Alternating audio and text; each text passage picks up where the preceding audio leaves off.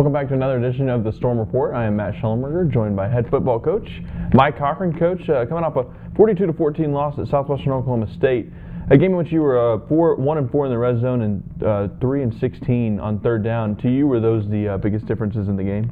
Yeah, red zone primarily.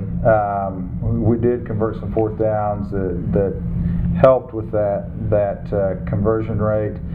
But you say 1-4, we were at the 1 yard line twice and didn't end up scoring, and we've got to come away with points in those situations. We had a couple of other opportunities to score that were just outside the red zone, between the 20 and 25, that really would have made a difference in the ball game. Coach, the defense, they had 609 yards of total offense. What were some of the things that you feel like you could have done a better job of on the defensive side of the ball? We were not gap sound on a few of their big plays, and that hurt us.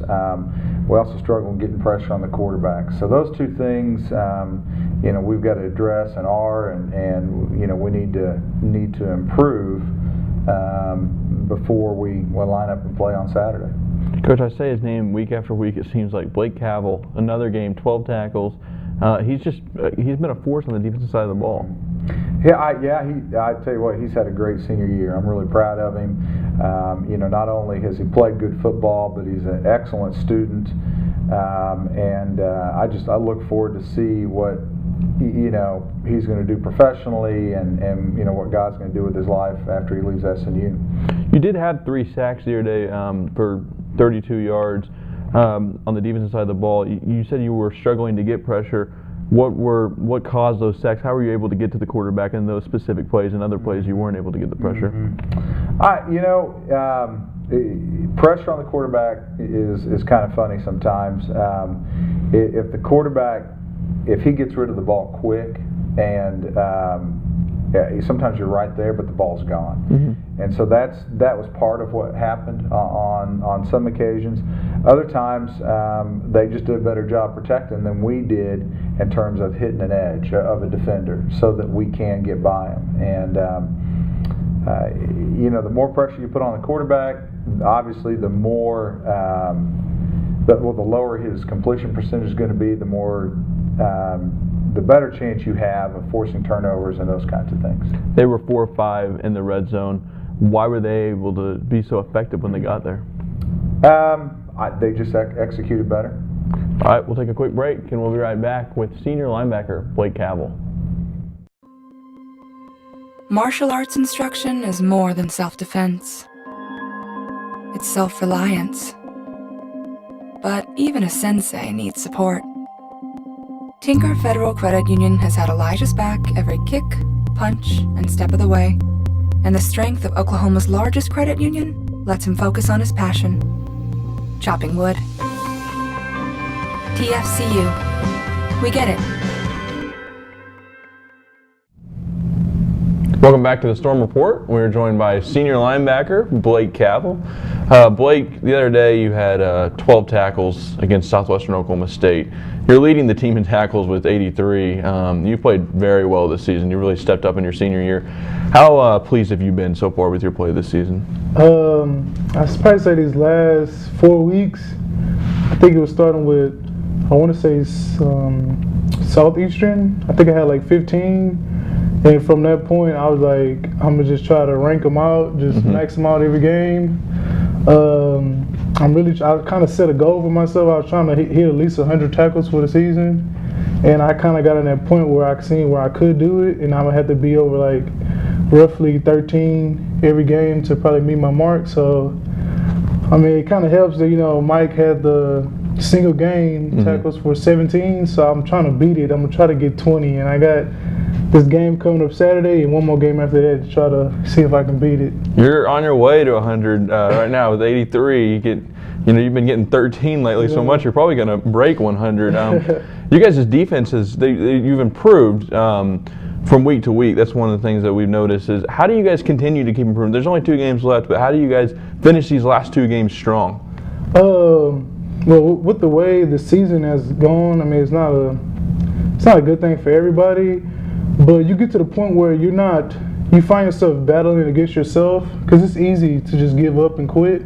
So I think, you know, with our team having some type of competition, you know, amongst each other, especially on the defense side of the ball, you know, bringing type of a good atmosphere to the defense side. We try to compete with each other and just try to make it fun because, I mean, it's kind of tough how the season has been going. So I think just us competing with each other and, you know, down for the ball, we're just trying to see who can get the most tackles, make some good plays, finish the season strong. One of the things, obviously, that hurt your defense early in the year was Michael Hicks going down. You guys really have three guys that a lot of people look to on this defense, in Christo, Lisicka, you, and Mike Hicks. What is it like being looked at as a leader on this team, especially now with Hicks being out, you and Christo kind of those big two leaders? Well, when Mike Hicks was there, I mean, it was more of a challenge for me personally to get tackles because I know, like, if I didn't get it, he was probably gonna get it, or vice versa. So, when you know, with him being gone, that's bad news. But I mean, it just opportunity for me to step up, make more tackles, and somebody to kind of step in my role to be the third person or whatever to, you know, make plays also. But with Christo, he's on most time. We on the same side, so it's kind of like we just kind of divide the field, so left and right, and me and him just trying to make a bone to where, you know, anything on the left side we want to control. Like, we want to make sure we do our job first and then help out on the other side of the field. So it's good to be on the same side as him because we have like this bond that we got each other's back. Northwestern Oklahoma State coming in this week for homecoming. Should be a pretty interesting game. What kind of challenges is their offense going to present to you guys? From my understanding, they're really well known for their running game.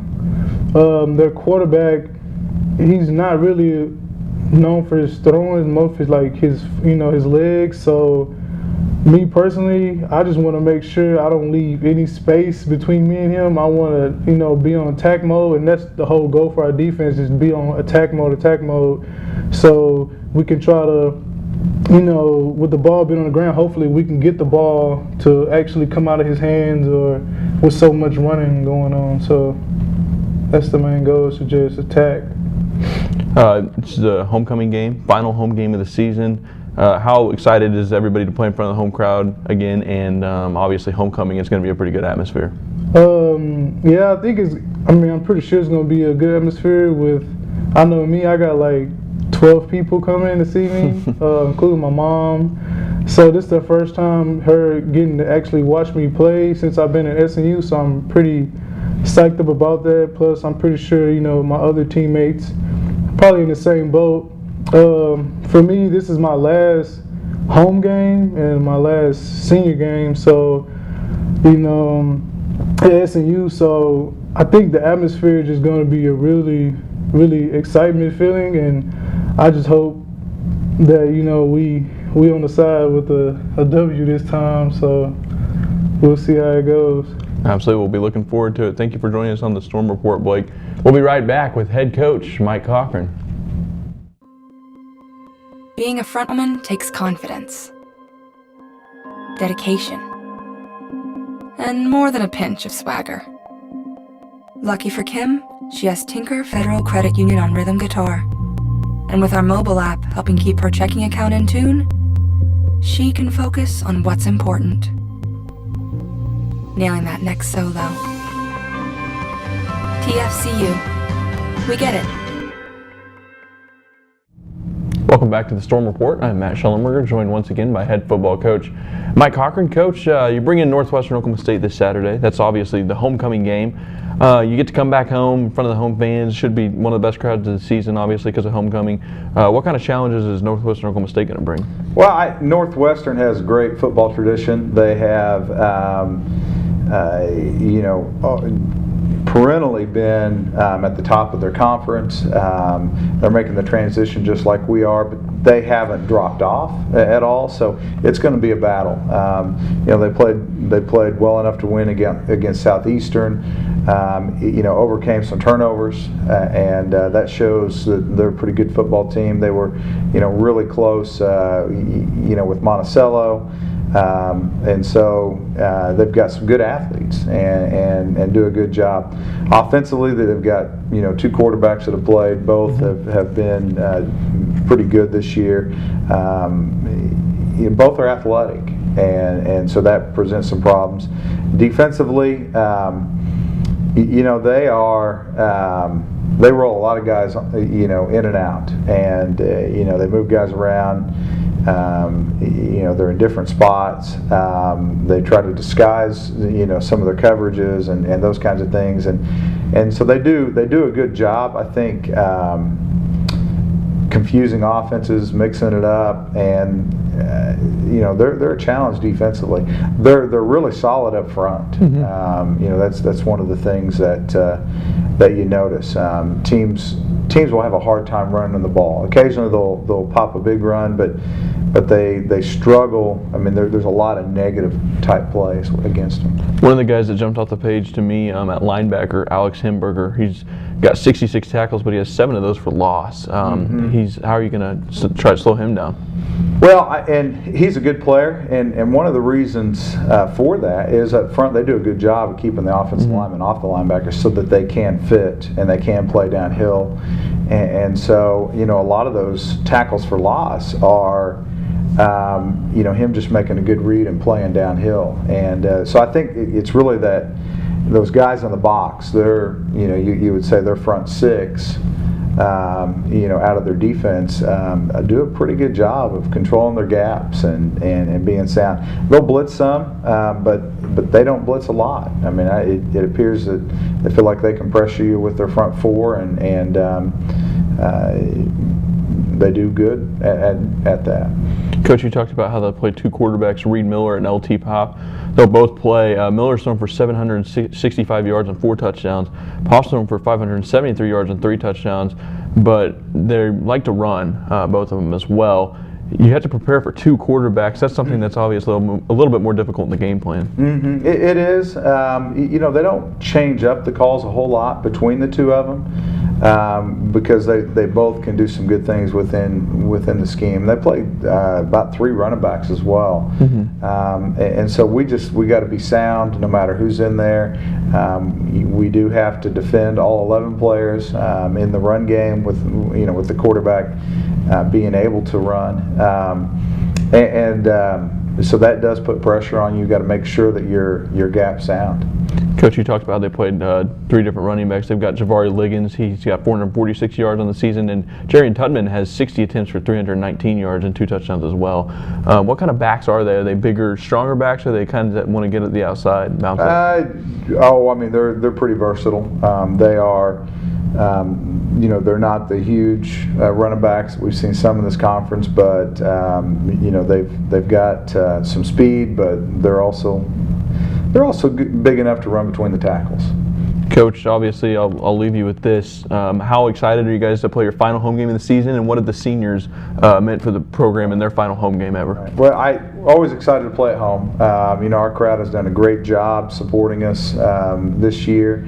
The game day atmosphere has been second to none of all the places we've been, and so that makes it exciting to play at home. And Northwestern's also, they're an in-state team that you want to play well against. We've had some great battles. We've been in Alva the past 2 years, so it's been since 2010 since we've had them here in Bethany.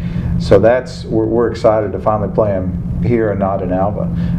As far as the seniors go, I've got an awful lot of respect for this group of guys. They were a group that helped us win our conference championship in 2011, advanced to the playoffs, have finished 12th in the nation, and then have worked really hard to help make this transition a success. And they are high character guys, and they are going to be very successful in the real world whenever they're done here at SNU. All right, Coach, thank you very much for joining us on another edition of the Storm Report. That's going to do it. Make sure you join us next week as we recap the Northwestern Oklahoma State game and we preview the final game of the season versus McMurray. Thank you.